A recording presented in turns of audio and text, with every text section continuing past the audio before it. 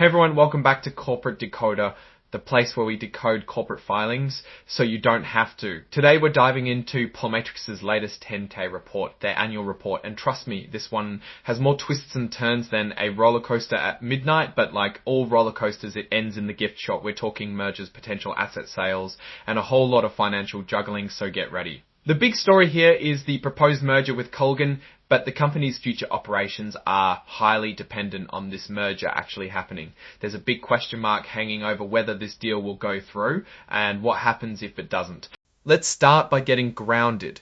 Unlike some bigger companies, there are no documents incorporated by reference in the filing, so what you see is what you get. Now let's jump straight into the risks, and whoa, there are a lot, all surrounding the uncertainty of the merger. First up, there's the risk that the conditions to closing of the potential merger with Colgan are not satisfied. Basically, there's no guarantee the deal will actually happen, especially with required approvals from Pulmatrix and Colgan stockholders, as well as regulators in the US and China. And if it doesn't, both companies could lose a lot of potential benefits.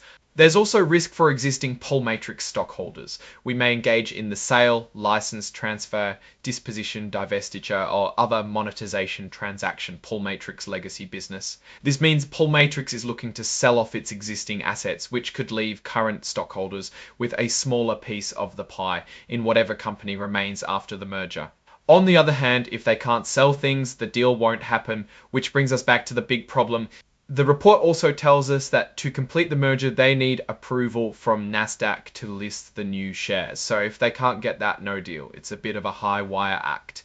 Moving on, let's look at the market value. In the report, the company notes that the aggregate market value of the registrants voting and non-voting common equity held by non-affiliates was around $7 million back in June of 2024. This number gives you a rough idea of what the market thinks the company is worth at that time.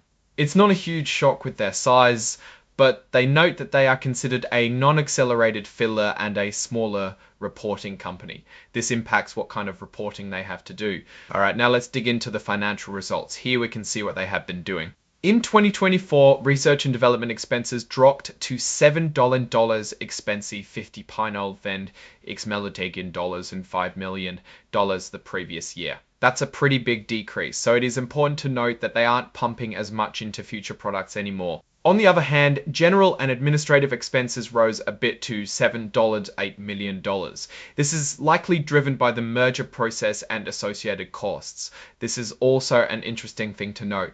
It isn't going into making new things as much as just keeping the lights on. Then you also have an expense called the loss on mankind transaction at $2.6 million. This seems to relate to a business decision involving property again signaling a change in direction. In the end, the company's net loss for 2024 is $9.6 million. It's a big number. Back to risks, because we aren't out of the woods yet. That senior management's attention may be diverted from the management of our current operations. Basically, if management is focused on completing a merger or selling assets, they might not be fully focused on growing the core business. Here's an interesting statistic about the need for their potential drugs. There are 18 million moderate to severe episodes of AECOTD in the US each year. This helps show the demand is real if one of their treatments work. One of the interesting pieces of the proposed merger is a proposed reverse stock split.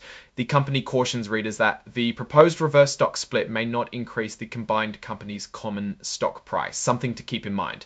The company points out in the filing, we will be required to raise additional capital to fund our operations.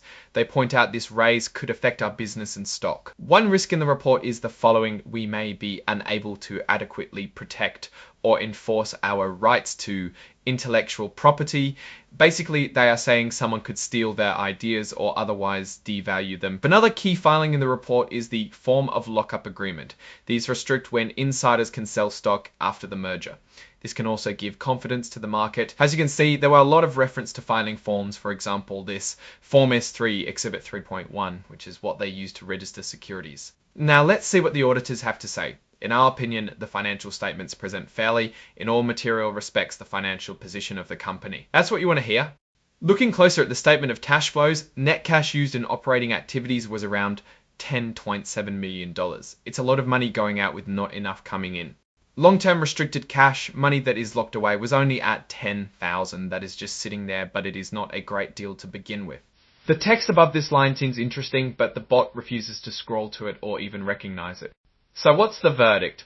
Pulmatrix is in a tough spot. The company is burning through cash, so they are trying to merge. The success of the company and potentially the dissolution depends on the merger success.